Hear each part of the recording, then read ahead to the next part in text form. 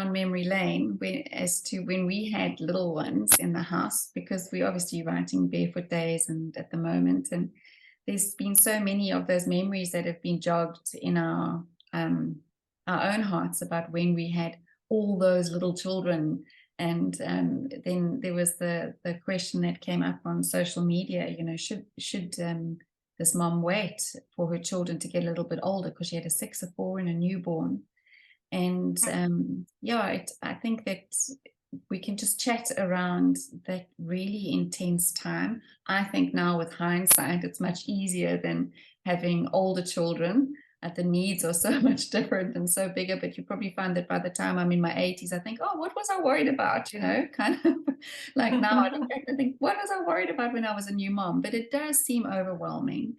And I suppose the temptation is to say, oh, well, when they're a little older, it'll be easier.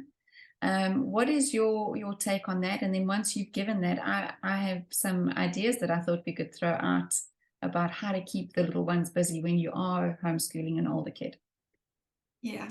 Well, yeah, when I saw that question today about this mom asking, should I start with my 6-year-old when I've got a 4-year-old who goes to a play school and I've got a 6-week-old baby, I just said yes, for sure. And actually bring the 4-year-old home, just start this learning lifestyle together. But you can't try and do school at home. If you're pregnant, you're breastfeeding, you've got a toddler, it's not going to look like school. But the mom has to learn that. And it's quite daunting, because all most of us know is what school looks like. And now you think you're going to do a little academic exercise, and suddenly your toddler spills the milk or tips over a crate of toys and everything goes flying, and your whole day just gets disrupted. And you spend all this time picking up, tidying up, training tired children, or dealing with the attitudes, kids that are fighting, not cooperating, and you don't get through those lessons, and you don't do all the bookwork that you wanted to do, and it makes you feel so incompetent, because you think you haven't achieved what you set out to achieve. But actually, if you reprogram your own thinking, those initial days are actually where you do the deep foundation work of training children to get along with each other, to be respectful, to do their chores. And you just have to tolerate the disruptions of a toddler. And that is the lesson. And once you realize that, then you can wait. The years come where you can actually see progress, where you can tick off things in a book, and you do get academic things done that make you as a mom feel you've achieved what you set out to do. But I think in those early years, you have to realize that most of your attention is on training people and their characters and the relationships, and not so much on bookwork and learning maths and reading and writing and all those things that we think of as education.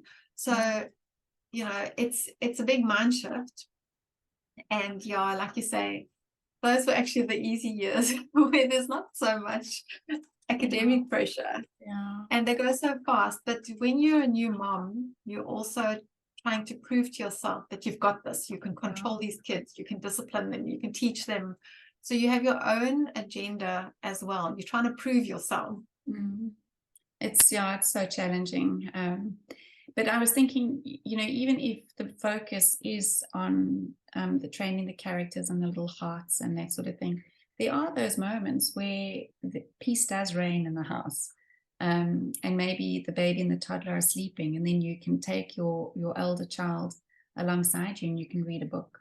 And you can, do all those educational outings with the toddler in a pram and the baby strapped to you, and the older child is there. And I think that in those younger years, the focus is always on the eldest child. As they get older, then you kind of even out the attention between it. But in terms of academics, just park it for a bit. But when it does start, that was where I was going to go with my thinking, is that back in the day, so we're talking about 21 years ago, I had a 7-year-old, a 5-year-old, a 3-year-old, and a newborn baby.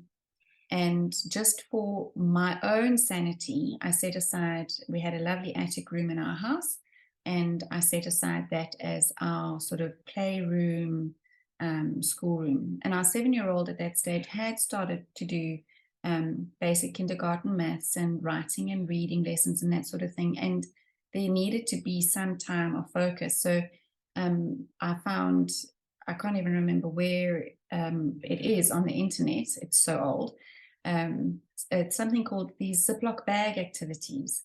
And that was one of the things that we did. So I set up a changing station for the baby and a couch that I could go and sit and feed the little one, and have storybooks next to me, and there were puzzles and all that sort of thing. So I try to make it as practically doable as possible. And then once baby was fed and was lying under the jungle gym, you know, the baby gym, the little ones, the 3 and the 5-year-old, into these Ziploc bags, I had simple stuff, like it would be those squeezy syringes with Play-Doh, or I had a clean polystyrene tray with a golf peg that they could punch holes in it, you know, and these sort of things, and beading, threading activities, yeah, just things to keep them busy, maybe cars that only came out at that time.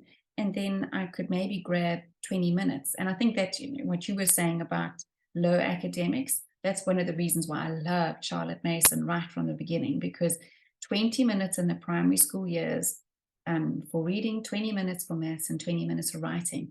If you get that done, you know, that's a good day. Not many days happen like that. But that was the goal. And then lots of storybooks and lots of real life and time in the garden. So when we do that shift in our thinking from school at home and academics and getting through the textbooks and filling in the worksheets to something that is more family based and family orientated and mommy friendly, the answer to the question is yes. Bring the kids home, start homeschooling, but set aside those presumptions of what it must look like. I always remember that article that's no longer online because I've searched for it again, but it was an article called "The Baby is the Lesson." Yeah. And this beautiful article just explained how sometimes we think we want to do reading and maths and those academic things, but our children also learn so much from being at home with their mother and the newborn baby, and seeing how we have to care for that newborn, how we have to make sacrifices and accommodate the newborn baby in our lives. And it teaches them so many valuable lessons that they wouldn't be getting if they were at a preschool or at a regular school away from home. And so the baby is the lesson is sometimes the lesson of the day if you don't get through those other things that you as the mom had hoped that you were going to achieve. And I think that's been a great lesson for me over the many years of homeschooling, is that we tend to only measure what we think of as homeschooling in terms of books, but so many other things that we think are the disruptions, like training kids that are squabbling and not getting along.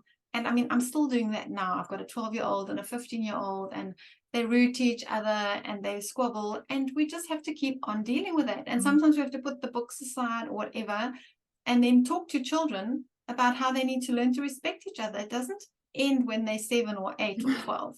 It's ongoing. But sometimes you have to realize that, but it's these lessons that we're seeing with our adult children that is putting them head and shoulders above other children, because they've got these soft skills, they've got self-motivation, they're confident, they're respectful, and we don't always value these interruptions like we should. So well, that's a good way to end.